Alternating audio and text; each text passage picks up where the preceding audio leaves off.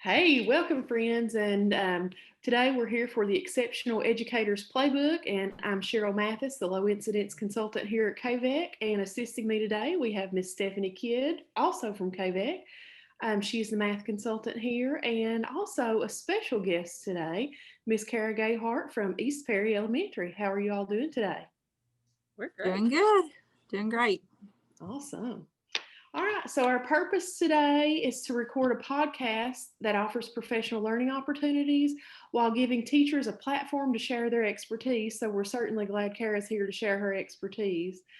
So every month we're going to highlight a different topic, and every educator needs to know about the topics that we're going to go through. Of course, they're kind of hot button topics.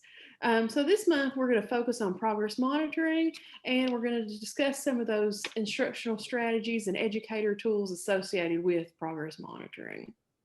So we're going to have all kinds of opportunities to share different stories and ideas and successes, along with some questions from you all. All right. So let's go ahead and jump right in if you all don't mind. So Kara, what exactly is progress monitoring looking like in this new virtual learning environment? As we all know, progress monitoring is probably more difficult than it's probably ever been. But the thing with that is just adjusting to find the ways that it does work for us. Progress monitoring is more independent than it's ever been. You know, we always say, let the students work independently. That definitely is the case now, because it is hard to be able to see exactly what they're doing when they're doing it. And I know we're going to talk about a couple of the strategies and things that we can use to be able to reassure that they are doing it independently. So. Awesome news. All right.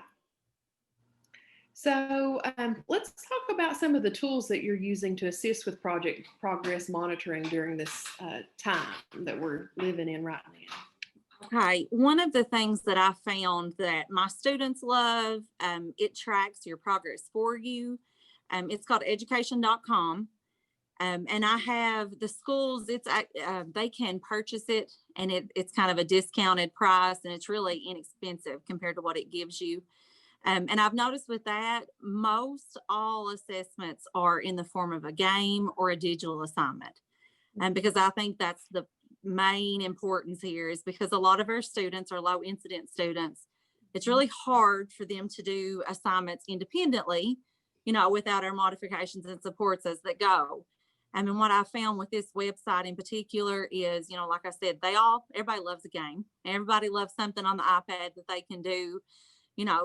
It's fun, but at the same time, it's tracking. You can align it to specific content, specific grade, specific types, and all of your goals. And it's pretty neat because it gives you kind of like a grade book grid, and you can go on there. And one thing I discovered this week is once you click on the actual assignment, it gives you, our charts, our progress monitoring charts. It gives you that. It tells you which question they did great and then where they dropped. And it's our graphs made easy even. And I really, really, really enjoy that website so far. Awesome. So Kara, is this something you were using prior to our virtual learning environment, or is this something new for you? This is something new for me. Because, like we were saying, one of the hardest things I was dealing with was progress monitoring. Mm-hmm. And so I had to really kind of expand and start researching. I had a friend that actually mentioned this. And I think my Google search was like content, pre-made content, or, just trying to look at something to see, okay, what's out there that I don't have to reinvent the wheel for.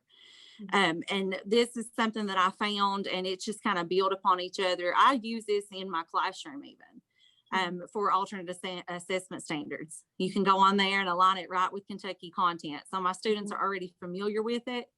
But there's tons of different ways, because I know everybody doesn't have the same resources as others. Mm-hmm. And one other way is a Google form. That's another thing that we found. Actually, Whitney Navarez that works with me, she's been letting our students do videos, and then in the form of a Google form, because it's free for all of us. It's something that they can click on.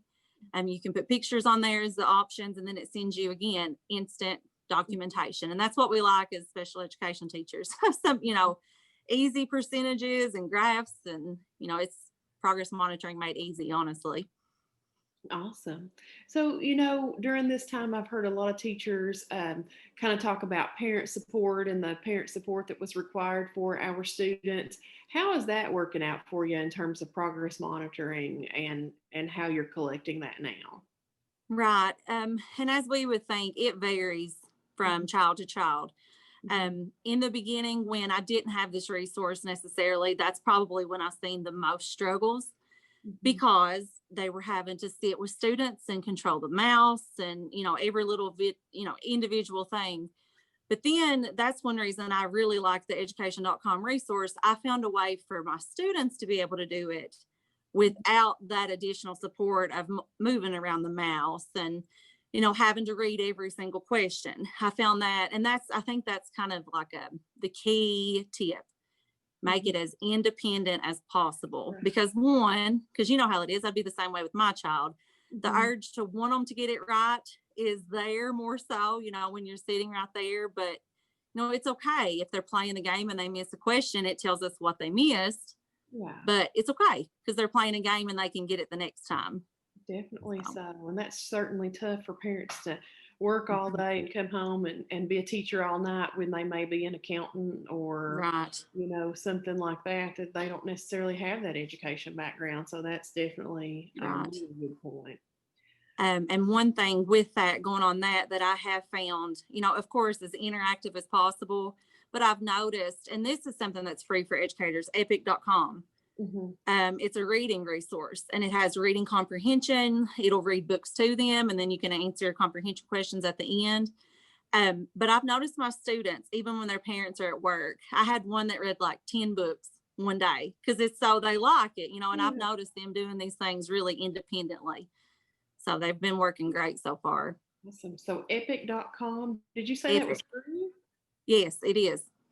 To the Epic? students, it's not, but you register as a teacher account and you can do, it's got AR books on it. I do my own type of AR for our students, Hmm. but you can go on there and create your own quizzes. There's quizzes already created for you, and it's, I would say at least kindergarten through eighth grade. And Hmm. you can do, like I said, the read alouds are really, really cool. My kids really like those because it's interactive and fun and they like that. Yeah, so it might give them a little bit of a de-stressor to hear that story read to Hmm. them. So that's pretty awesome. Thank you for Yep. sharing that. All right, so let's move on a little bit and talk about paraprofessionals and how you're using those folks, and more specifically how you're using them with progress monitoring. But I think our viewers might want to just hear generally how you're using those paraprofessionals. Right. And I will say that my paraprofessionals, they keep the room running. I tell them that all the time. Yeah, I could never do this job without them. Um, we definitely. are all working remotely from home, and the paraprofessionals have their Chromebooks or their laptops there at home, which it does in the beginning when you're trying to brainstorm, make things a little more confusing. What can we do at home? I would say most all school districts are using Google Classroom. Right. I've heard of most of everybody.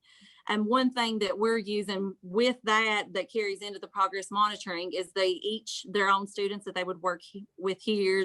There some of them are 1 to 2, 1 to 1. They track that progress on Google Classroom. Go into the assignments and modify it just like they were sitting in a classroom. Mhm. Because I do think that's key to be able to truly understand their performance is do exactly what we would usually do. Mhm. So they go in. Some of them may read the book to them. My kids love that. They love seeing a video of their favorite person, sitting there reading the content to them, and just modifying it to look like what they would typically see in the classroom. And probably the coolest thing that we've established is they set up daily Google Meets with them. Mhm. And on the front end of planning that, it is quite a bit of work just to kind of get that scheduling done. But it's one of those things. Once it's there, it's there. And we can do flashcards, because sometimes we worry, well, how are we going to do the tangible, manipulative type stuff? We can do flashcards, they can do quick comprehension questions. And it's every day, And again, if you can't schedule them every day, every other day, at least you're getting some one on one contact. Mhm. And what we do that we found, because again, parents' work is really difficult for some people to get the work in. We set aside that hour to be able to do the more extensive content that may need a little bit more explanation and walk through it with them. And the paraprofessionals love it too. We get to see our kiddos and work them at the same time. So it's been fun. Yeah. Well, you're making this virtual learning thing sound so exciting. Like it must. I mean, it's been fun. Yeah, Yeah. awesome. Yeah. That's so nice. Um, so we talked a little bit about modifying the assignment. So has it been challenging to get those assignments modified to their level? I know you're using Paris to do that a lot of the cases, but what's the challenges been with getting that work modified? Right. I will be honest, the first week, all of us thought we were going to pull our hair out. And I'll tell you why. It's getting the system down. If that makes, and that's something, if anybody wants to reach out to me as far as pulling assignments and figuring out how to modify them quickly, please do, because I promise my gals have been lifesavers. It took about a week to figure that out. But now, just the biggest thing is, like you said, it's hard to know if we're modifying it correctly. Mhm. That's one reason those Google Meets really come in handy. But being able, we've had to become knowledgeable of what is there with Google Classroom. You can recreate the Google form, make it our own form, then we can see the progress. And again, it's just knowing the kids and having that understanding of what they need and just monitoring again the progress. That's how that progress monitoring really helps, because we know if we're modifying correctly or not. So That's a great answer. So of course we've got lots of teachers in the trenches, and you've taught for a few years, but we've got some teachers who may have just stepped into the classroom this school year. And, that's tough when you don't know the kids, because you had mentioned how important that was. But what are some tips that you can give those teachers in the trenches that are really struggling, and those teachers that may not have a good support system in terms of paraprofessionals yet, because, they may be new. right. New to having paraprofessionals and new to even seeing the kids. I would imagine there are teachers out there who have not even met kids they're trying to instruct virtually. So Right. talk a little bit about some advice or some tools or some tricks that that you'd like to share with those new teachers. Right. The biggest advice that I have found is rely on the people around you. And I know we always say that, you guys at KVEC, the people at the district level, people just within the building, it's not uncommon. I'll walk over to a classroom and say, all right, this is not working for my student. What can I do? And I know as a new educator, that can kind of be intimidating. And one thing I did, especially when I first started, is I would email or call someone outside of my building, because I was just backwards like that. I didn't really feel comfortable going to the person beside me that I knew had 20 years in. I know how it is. So that's one thing. Anytime that you guys need to reach out, I don't care a bit to try to help. And other than that, this, like I said, in the beginning was very, very, very difficult to wrap my head around. And you mentioned, you make it sound fun. That's been kind of the lifesaver for me. I would definitely suggest setting up those Google Meets, because even, if I've got a paraprofessional that is out that day, or there's days that I have set up that I do them all day long, because it's easy there, the schedule's there. I know exactly what I need to work with my students, because I do know I'm blessed to have paraprofessionals. There's a lot of people that don't. So if you can do that work on the front end, I promise once you get it done, those first 2 days that it takes you to schedule, it's home free from there. I feel like I said, we did a great job online now. The first month was like, oh my goodness, we're never going to survive. But that would be my biggest, I guess, advice, is reach out to the people that know, they've been there. I know it's hard. Not many people have been there, done that with this education, with the online learning. And then just try to schedule it so that it's kind of fail proof. Have as much screen time as you can with your students, because to me, that's been the lifesaver. That's definitely been the lifesaver for us. Yeah, so you've talked a lot about technology kinds of tools. Do you have students who may not have access to technology? Yes, we do. We have students that are doing paper packets as well. And one thing that we have done with them is get creative, because most all of them do have iPads. And so we've been able to set up the FaceTime and the Zoom. And even though they do have those paper packets, we still can do a lot of the interactive work. And I do realize that there's a lot of, there may be students without internet, period. And I think that's where the communication with us as the special education teachers, with Gen Ed, and with the school system, I know that we've had our buses drop off material before, you know, and we call, that's one thing I try so hard to at least call them every other day, you know, because there have been times that I've walked through on the phone, you know, and it, to them, it's just comforting, I think, to hear our voices and know that we're there.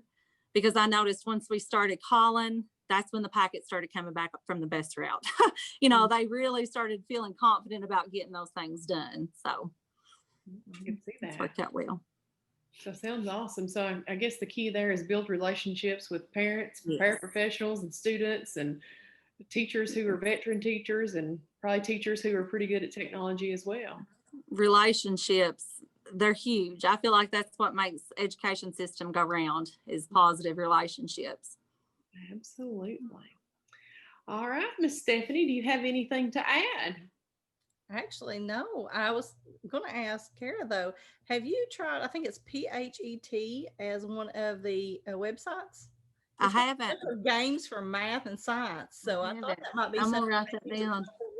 Look at. Yeah. Anything, like you said, the games, that's been the best thing for us, is especially in the low incidence classrooms. Games, everybody loves games. So that I'm definitely going to check that out and add that in. Yeah, and it's got a lot of, like I said, games for math, games for science mostly, but that's one of them. And then if you're wanting one to help you progress monitor, it's thatquiz.org, and it's just math. But it's awesome way to progress monitor if they're doing addition, subtraction, multiplication, division. That's a really good one too. But if nothing else, we thank you for joining us this week for our session. Thank you all for having me. Yeah, thanks so much, Kara. You have a good evening. Thanks. Bye-bye. Bye. We would like to thank you for joining us for this week's session of the Exceptional Educators Playbook. I'm excited that we have learned about progress monitoring for our low incidence students, and I'm especially love the fact that Kara was able to join us. Want to learn more about what we've talked about today? Well, please join us for our podcast, Google Classroom. We will be sending out that classroom code to you. If you want to email us, you can email us at cheryl.mathis@theholler.org, or you can email Stephanie Kidd at theholler.org. For more information about future podcasts, and if you would like to rewatch today's podcast, visit theholler.org, KVEC, and then KVEC Special Ed. We hope that you can join us for next month. And until the next time, we'll holler at you later.